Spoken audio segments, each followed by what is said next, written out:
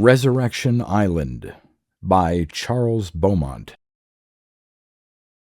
Written sometime in the 1950s, this story from the frequent Twilight Zone writer didn't see print until 1999 in a collection of previously unpublished tales called A Touch of the Creature, then republished in the September 2000 issue of Cemetery Dance magazine. Read by Darrell T. Smith II for my channel Quasar Spectra. Resurrection Island. I was trying to talk the receptionist into a weekend at Palm Springs when the call came. It was from Welch. He almost never called. One of those at 10 out at 11 bosses, the successful kind. That's why I jumped. He was drinking milk out of a martini glass as I walked in. The shades were drawn. Everything was quiet. "You wanted me?" I asked. He put down the glass and coughed. Welch had ulcers. "Yes. What are you working on?" I wasn't working on anything, but you learn to think fast in Hollywood. The Sinatra thing. He looked puzzled for a second. Then he said, "Drop it. Turn it over to Mike." "What's up?" "I don't know," he said. It was hard to think of this guy as the head of a string of movie fan magazines. He used to be city editor on a New York sheet that folded. Then he bought a dying rag somewhere in Oklahoma, and it folded too. Then he borrowed some dough and started Movie Secrets. It didn't fold. I guess that's what gave him ulcers. "Artie, I don't know what's up. Maybe something big, maybe nothing at all." He reached across his desk and tossed a trade paper my way. "I got the rumble from Angelino." Angelino? That's a 4-foot, 5-inch newsie on the strip. A little blackmail here, a little informing there. People pity him. They tell him things. He tells us. I flipped to the page Welch had marked in grease pencil. It contained an ad, not very big, not much different from the others. "Extras wanted. 10,000 extras needed urgently by Carl Grushkin. Will guarantee double guild minimum pay. Many speaking parts. The chance of a lifetime. Write inquiry stating qualifications to Box 304, Los Angeles, California." "You'll be goddamned," Welch said. "Right?" "Yeah," I said. "I thought that louse was dead." "So did everybody else." He got up, walked over to the portable bar, and returned with a bottle of milk. Half a quart disappeared down his throat. "Well?" "A gag," I said. Not a funny one, either. Most of the extras in town were starving. Not that things were bad. At least a third of the lots were working, but the pictures were serious type. No casts of thousands, no Indian uprisings, no Arab wars, no atmosphere. "You think so?" "Hell, yes." It was a typical Grushkin prank. In his day, he was probably the best known, most successful director in the world, and I suppose a lot of people were for him because his pictures were big, and that meant work. David was his first spectacle. You probably remember it, a fantastic, sprawling thing, full of blood and sex and scripture. It cleaned up at the box office. Then came the remake of Griffith's Intolerance, 5.5 hours on panorama scope, location shooting in 6 countries, $15 million budget. A smash. And then the Battle of Dunkirk, which gave a job to every extra in town. Another smash. But not everyone loved him. Only those who didn't get close, who could sit back and chuckle over his eccentricities. A lot of others hated his guts. I was one of them. Never mind why. Let's just say that as a fan magazine writer, I saw a lot. I called Grushkin Janos in my column once and damn near got fired. But it was true. While one of his faces grinned on the multitudes and uttered blessings, the other arranged for executions. And there were plenty of those, especially among the weak and helpless, the sick, the disturbed. Anyway, the guy made one more picture. Gettysburg.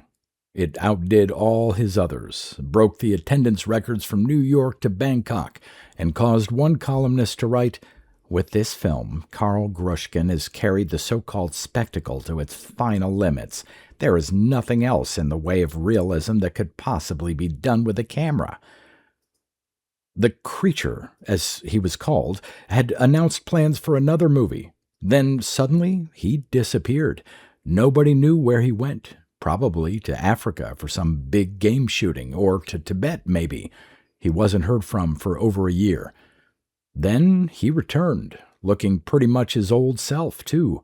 Cocky, confident, assured, like a 5-year-old with a dirty secret. But unlike the Grushkin of before, he didn't talk much. When he bought that island off the coast of Baja and named it Resurrection, even then he didn't talk. And once that immense stone wall was built around the island, it must have been 3 years ago, there wasn't a peep from him. "Remembering?" Welch asked. I nodded. "Still think it's a gag?" "I don't know. What do you figure?" "Another spectacle," Welch said, hitting the milk. "Closed set. Hush, hush. Big splash later on. Artie?" I felt it coming, the way you feel the dentist drill a second before it hits your tooth. The Fortune Cleaners was a rundown trap on the wrong side of L.A., across from the trucking joints. I stood in front of it, shuffling my feet, trying to get warm. So did 30 other guys. It was 6:15 in the morning. At 6:30 a bus was supposed to show. Getting into the Extras Guild was impossible on such short notice, so I'd had to turn crafty. I knew a fellow named Sandy McLaughlin. He'd been one of the best-paid character actors in the business. Then, in that mysterious way, all of a sudden nobody wanted him anymore. He'd sunk to bit parts, finally to extra roles. But he didn't like it. When I asked for the loan of his card, he said sure, provided I'd give him what he'd have made off of Grushkin, double SEG. Of course he'd planned to go. So had every out-of-work extra in town. Why not? After the switch, he filled me in. At a certain time, I was to appear at a certain address, they'd phone later, where I, as Sandy, would be picked up and taken to San Felipe, a little village in Baja on the edge of the Gulf. He also showed me a contract he'd had to sign. The first page read, "I, James Andrew McLaughlin, do hereby offer my services as actor to Resurrection Films Incorporated, and in particular to Karl Grushkin, producer and director. I will perform willingly and without coercion of any kind, any and all duties listed on pages 4 and 5 of this agreement. Further—" I asked him what the angle was. "Stunt stuff, I guess," he'd said. "There was a lot of it in Gettysburg. Some people got hurt. They sued, you know, protecting himself." "Yeah. By the way, would Grushkin recognize you?" With me, it was a chance. "I doubt it," Sandy said. "Extras don't have faces, friend. They're just atmosphere." So he got the call after a few days and phoned me. "The Fortune Cleaners, 3rd Street, 6:30 a.m., and don't ask me anything else." I rubbed the smog out of my eyes and walked to the back of the pack. Nobody knew me. At 6:30 on the button, a bus rolled up. It looked like one of the regular city jobs, only painted plain gray. The driver opened the door and got out. "All right, over here," he said. "Let's do this quick as we can. Have your contracts ready." We lined up. When I got to the entrance, he took Sandy's papers. "McLaughlin?" "Yes." Sandy never palled around with the regular extras too much. A snob, thank God. In 3 minutes, we were on the road. When we pulled into San Felipe, it was nearly midnight. Outside, it looked like day. Big moon, lots of stars. I could see 20 or more buses parked on the shoulder by a little cemetery, with about 300 people milling around. Beyond them, the town itself, a fistful of clay shacks, and beyond that, the black water of the Gulf. "Follow me," the driver said. We walked over to the crowd, waited for a couple more buses, then filed down the dusty path through town to the beach. 3 40-passenger lifeboats were waiting. They filled up fast and glided off, got swallowed by the darkness. Then they came back. I got on number 3, toward the bow. The oars were quiet as we slid out to sea. Another 10 minutes and I saw our destination. The Gander, Grushkin's own private yacht. It wasn't as large as Onassis's, but it was large enough. Over $1 million had gone into it. The lifeboats came in 15 times. Then the Gander upped anchor and we headed due south, into the blackness. It got cold about then, so I stopped one of the crew, a hefty Mexican. "Any particular cabin?" He shook his head. Either he hadn't understood or the answer was no. I found a door and opened it. Inside, 4 by nothing, 1 bunk, occupied. It was a dame, but her back was toward me. "Mind if I use the floor?" I said. No answer. I rolled my jacket into a pillow and slept like a TV repairman. When the bells started clanging hours later, I woke up and discovered 2 interesting things. The first was outside the porthole, Resurrection Island half a mile away. The second was standing over me, one of the most beautiful girls I'd ever seen. Some women are dumped off the assembly line and other women are hand-built. This one was hand-built from the ground up. They'd taken special care above the waist.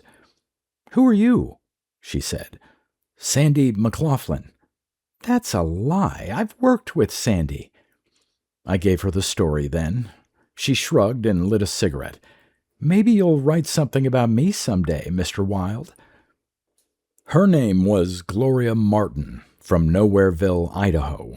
Came to Hollywood to be a star. Kicked around the offices, landed a few TV jobs. Not many, not enough. The usual. Central casting was inevitable. "Maybe I will," I said. "You're pretty enough. Got talent?" "Yes," she said, "but only for acting, and I understand that's only step number 1. Sometimes. Mostly it's the breaks. I know a lot of dolls with sore behinds who never made it and never will. I know a few of the other kind who are doing okay. Don't get the couch complex." She looked mad for a second, then she smiled. "I like you, Mr. Wilde," she said. "I don't know exactly why. You're not very good looking, and you're a little old, but I like you." "Everybody does," I told her, "for the first 5 minutes. We did the silent scene. Then somebody knocked on the door and shouted, "On deck!" And that broke it. "Afterwards?" I said. She said, "Afterwards." We joined the gang and got a real look at Resurrection Island. Alcatraz never seemed grimmer. The wall was at least 50 feet high, made out of solid concrete blocks. It edged around the whole island, which I figured to be about 3 miles square. The top was a mess of camouflage, painted canvas, twigs, brush, leaves. People had tried to get in when the news was hot, but no one had ever made it. It was private property. A small guy with a big limp led us up the steps, which had been carved from the boulders, and then he held his hand in the air. Most of the extras were feeling all right, talking softly, giggling, as if they'd each had a couple of whiskeys. Big Limp went over to a huge door and lifted a knocker. It fell with a deep crash. Next to me, Gloria was shivering a little. There was the sound of logs scraping and hinges groaning, and then, slowly, the giant door began to open. Somebody said, "God damn!" He was right. Inside the walls there was a set, but it was different from any set I'd ever seen. You kick around the studios long enough, you finally get to tell plaster from brick. There wasn't any plaster here. Big Limp took us through a smooth field of dust and crushed rock, through a valley of hills and boulders and immense trees, past an amphitheater that was a ringer for the Roman Colosseum, and finally past the gate of a stone fortress to a clutch of green Quonsets.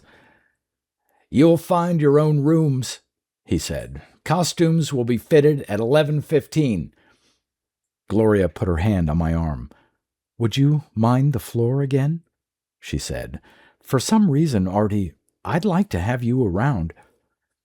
We cut out for one of the huts. Inside of an hour, we were getting along fine. She talked a lot. I learned all about her family, her dreams, her ambitions, her defenses. At 11:15, a fat woman asked our sizes. At 12, she came back with 2 bundles. Mine contained a helmet, a shield, a breastplate, and all the other paraphernalia the Roman soldiers were supposed to have worn. Gloria's was simpler, a gauzy, flowing white dress. And that pinned it down. Grushkin was going out for the Quo Vadis routine. But why all this hanky-panky? Why the cloak and dagger methods? We'd been told to dress right away, so we did. I was given instructions by the girl to turn my head, and damned if I didn't. When she said okay, I turned again and almost dropped my shield. "You," I said, "are beautiful." I was about to expand on the subject, but I was interrupted by bugles. Then a loudspeaker blared, telling us to assemble in the square within the hour. "Afterwards," I said again. Gloria came forward and kissed me on the forehead, very gently. Then on the mouth, not so gently. It told me what I wanted to know. We followed the others to a square directly beneath the south wall of the stone fortress. The men were in battle uniforms, the women in white dresses. Breakfast was passed out, toast and champagne, and we shuffled around for a while. Then a single sharp word cut through the air. "Gentlemen!" Every head arced skyward. "Ladies!" A man had appeared on the topmost battlement of the fortress. He was lean and hawk-like, tall in spite of his slouch. Tan jodhpurs and dark leather boots coated his legs. A black shirt, open at the neck, stuck to his bony torso, and over his shoulders was draped a heavy black coat. "For the benefit of those who do not know me," he said into the mic, "my name is Karl Grushkin. I am your employer. I am your landlord. I am your captain. You all have questions, I'm quite sure, and they shall be answered. But not now, not today. Today we must work. Today, my friends, we begin on the most important motion picture ever conceived." He did it all in that soft, husky voice I remembered. It had a hypnotic effect. The legions rumbled, beginning to fall. Grushkin struck another pose. "It isn't necessary," he said, "for you to have scripts. That is the old-fashioned way." He went on sonorously to explain that the greater portion of the film had been completed. All that remained was the key battle scene, and that he would personally direct. Spontaneity, that was what he wanted. Spontaneity. We were to forget we were actors, forget scripts, forget movies. "I am paying you for a job. Your only concern, therefore, is with the job. I will, however, tell you a few things here and now, quickly. This place is called Resurrection Island. Does anyone know why it is called that?" Dead quiet. "Because, my good friends, what I have accomplished in the past months here will resurrect the lifeless corpse of Hollywood. With the release of this film, people throughout the world will stampede to the theaters, for it will be something no one has ever seen before. A spectacle. The word is puny. All of the adjectives are puny. They will have to make up new ones for us. I give you my word." The rumbling grew louder. "That," Grushkin said, "is our duty, and it is our honor to restore to the world its most precious possession, entertainment. Are you with me?" A couple of obvious plants yelled, "Yes, yes," and the sheep joined in. "Yes, yes, yes." A pass from the maestro. Silence. "Then work with me. Help me. Do as you are told and ask no questions, not for a while. Do you have faith in motion pictures? Motion pictures on the large scale? Pictures that throb and pulse with life? Yes! Then have faith in Karl Grushkin. He turned the excitement up and down as if he were controlling it with a dial. His father had been one of the finest actors on the American stage, and The Creature had learned plenty. Even Gloria got lost in the magnetism of the man's personality, and she was a sharp little kid. He's delivered that cornball speech before every picture he's ever made, I said. She didn't hear me. Now Grushkin was explaining the day's shooting. We were first-rank Roman fighters, we men, and the women will be taken to another section of the set for additional footage. Pause while the women were separated from us by a crew of flunkies. Gloria squeezed my hand. "I'll see you tonight," she said. "That's afterwards enough. Besides, the floor looks awful hard." For some reason I hung on to her. "Go on back to the hut now," I said. She looked at me as though I'd turned purple. "And miss the fun?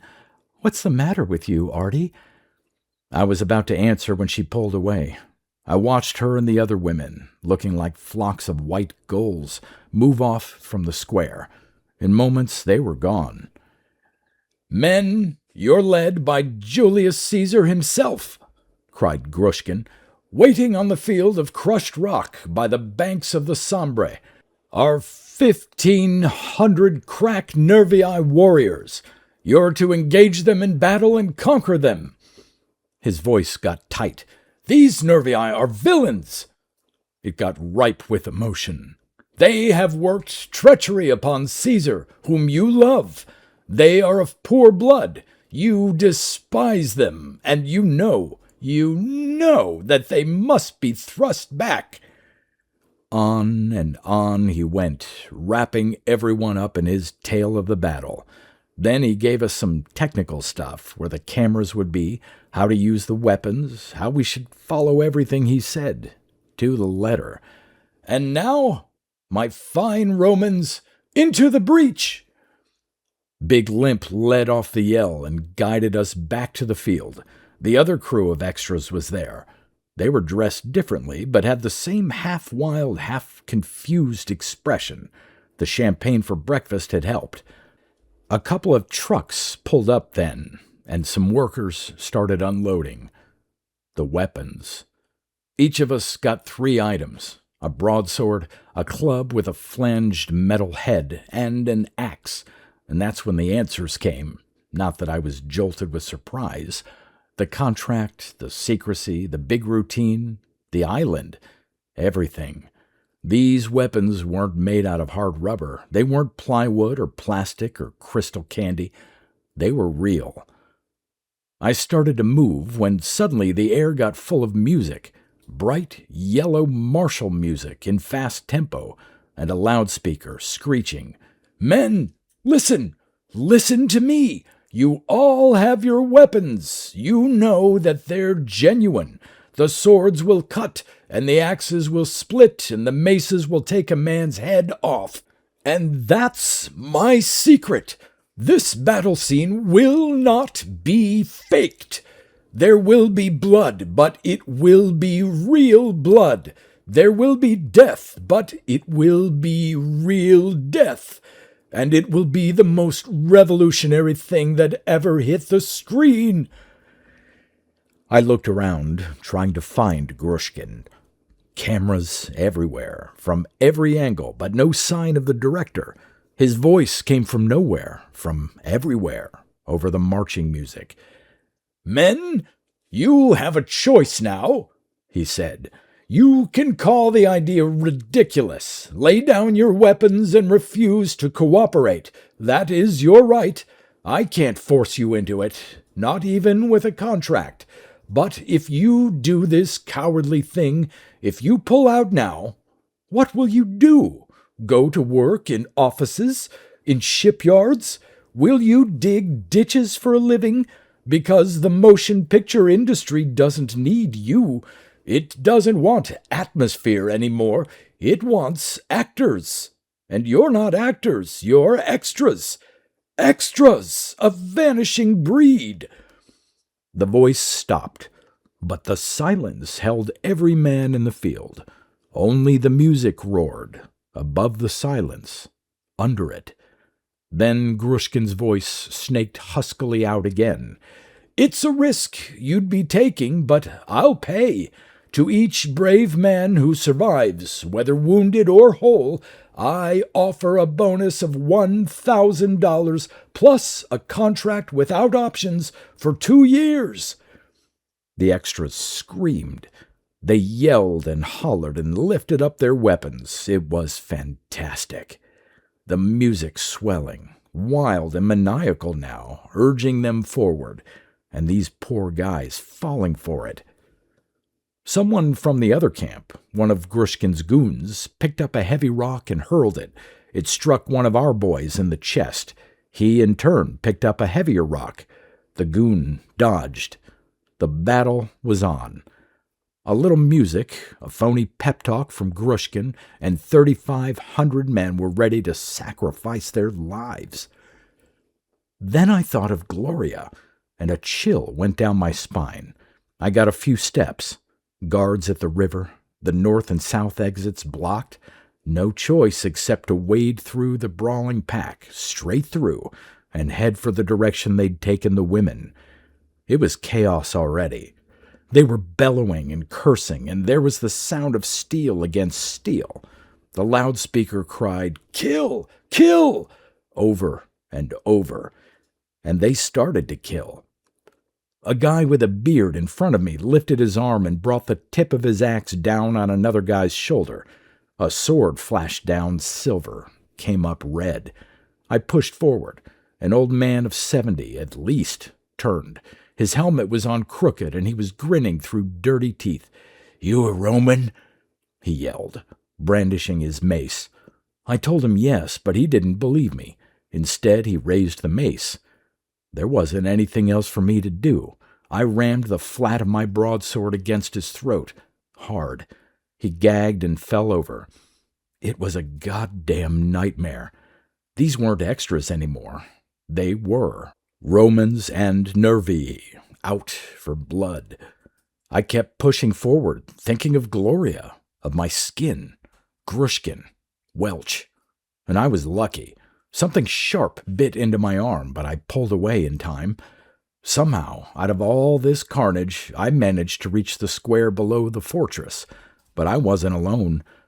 2 Nervii stood there, grinning, giggling. There was fever in their eyes. "Let me through," I said. "I don't want to fight." "Kill!" cried the loudspeaker. "Kill! Kill!" The first warrior, a female face in old westerns, snorted. "What are ya, yella bastard?" "Yeah," I said. "I don't feel so good." "You gonna feel worse, doll. Come on, Barney." They charged, and all of a sudden I didn't feel so heroic.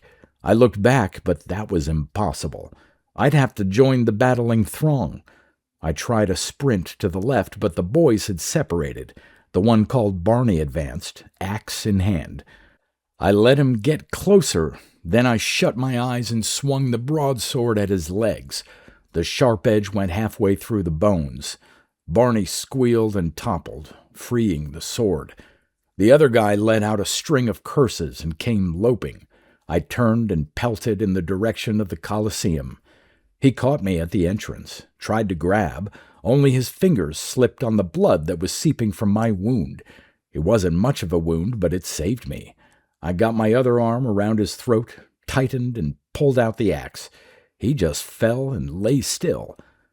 I dropped the axe, crept through the entrance, and stopped until my heart began to beat anything like normally. Then, because I didn't want to fight again, because I was tired and sick, I went inside the stone bowl. It was trading one nightmare for another. I'd wondered where the women were. Now I knew. They were here, in front of me, in the big clay arena. What was left of them, anyway. The lions had gotten the rest. It took a while, but eventually I found Gloria. The white dress was mostly red now and torn to shreds, as her flesh was. A wide-open scar ran down the side of her face. She was dead. I hadn't been in love with her or anything. She'd been just a nice girl, and I'd wanted to help her, sure, and sleep with her, too. Nothing more. But something happened to me then, looking at the clawed-up mess of dead meat. Something big and new. Up to that moment, the only person I'd ever really hated was a weak son of a bitch named Wild. Now I hated somebody else. Now I had a chance to do one good thing. I touched Gloria's hair, once, turned and ran out of the arena, out into the field, and I hoped somebody would get in my way. No one did. By now the battle was going full tilt. It had moved from the field of crushed rock to the square. The Nervii were being driven back, their ranks decimated by the Romans. I spotted him after a while, standing tall against the turrets, his lean body, now in Roman garb, angled over, his eyes gleaming, watching, telling the whole story. Grushkin wasn't interested in making a movie. He was simply playing God. God and Caesar and Napoleon and Alexander and all the great and powerful men who ever lived. I thought of Gloria, of how she must have felt when the animal jumped at her, when she realized what was going to happen. It wasn't a lion that killed her, I thought. No, it was Grushkin. He killed her, just as he was killing all these other gullible, ignorant people. For Caesar! For Rome! There wasn't any decision to be made. I tried the doors to the fortress first, found them locked, the windows barred. I circled around and found a tree. I climbed it, edged out on its highest branch, swung over to a small opening. Sober, I'd never have been able to do it, but I was drunk now, drunk with hate. So I started up the stones. I got to the top after a couple of years and found a guard waiting. He swung with his sword and took a small strip of skin off my elbow. I wheeled and brought the mace down, hard, and let go of it. That left me with the sword, but it would be enough, I felt. Down below, the tumult was reaching a new pitch of fury. The screams filtered like the wild, idiotic cries of birds. You could hear the cameras, though, in your mind, turning, getting all the blood and death onto film. At the end of the stone alley, by a turret, stood one of Grushkin's lieutenants. He held a spear and looked pretty embarrassed, also pretty cold-blooded. His back was turned, though, and there was a lot of noise. The broadsword went halfway through him. I felt ashamed, but I hadn't any choice. He guarded Grushkin, and Grushkin was killing hundreds. I went the length of the alley, to the corner, and flattened there. 8 or 9 feet away stood the creature and his pet cameraman. They weren't talking, just looking. The hate bubbled up again, hot and true, and I ran forward blindly. The cameraman whipped around. Too late. Way too late. Grushkin turned, stared at his man, who lay draped grotesquely across the battlements. Then he looked at me. His eyes probed deep. "You're Arthur Wilde, a writer." "That's right," I said. "What are you after?" "You," I said, taking a step. He appraised the situation, saw that I wasn't kidding, wasn't hunting a deal, and grinned. It gave me chills. I don't know why. "Very nice," he said. "Actually, a fine war, and then a duel between the principals. Just like a movie, isn't it, Mr. Wilde?" "Not quite." His voice had started to lull me. That was the point. By the time I woke up, his hand was halfway to his Luger. Almost any other gun has more muzzle velocity, but of course he'd have a Luger. I wouldn't shout for help, Grushkin. He nodded. Slowly he unfastened his cape and let it slide down. Then, in one fluid motion, he drew his sword from its scabbard. in the softest, weirdest voice imaginable, a voice that told me he'd lost his marbles long ago. He said, "Action!" Action he got.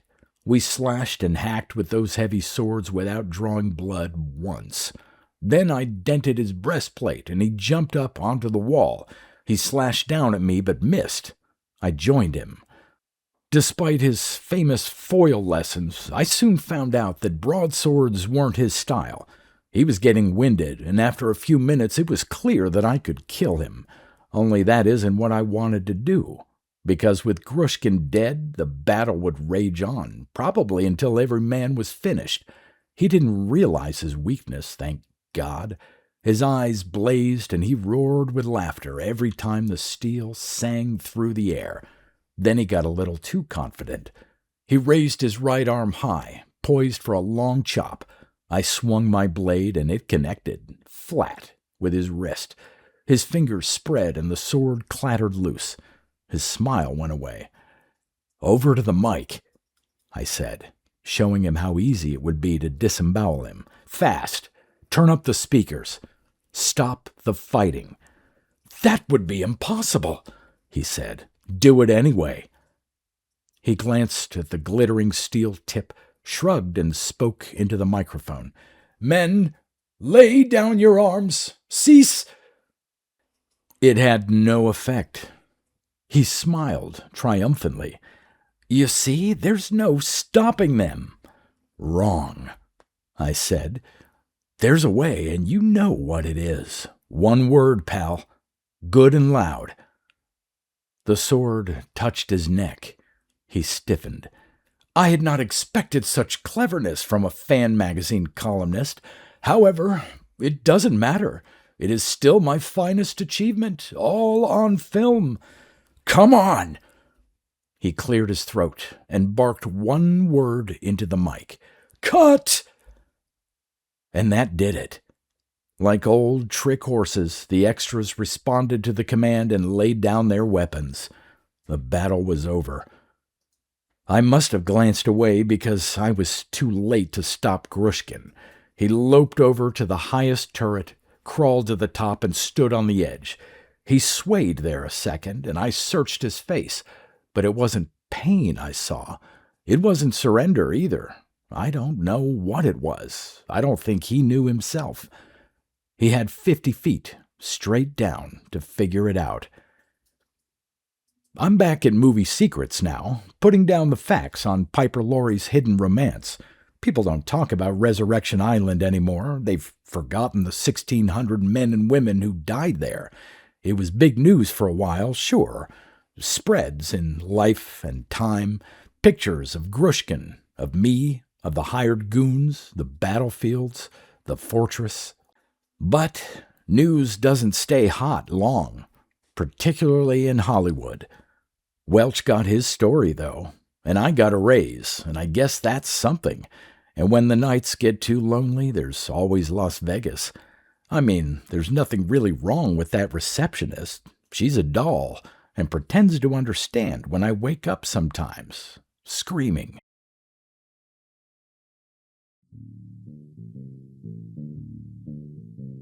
You've been listening to pre-1990s speculative fiction readings with a highlight on science fiction by Darrell T. Smith II. Please consider clicking the donation link in the description box. Thank you so much for your time and your imagination.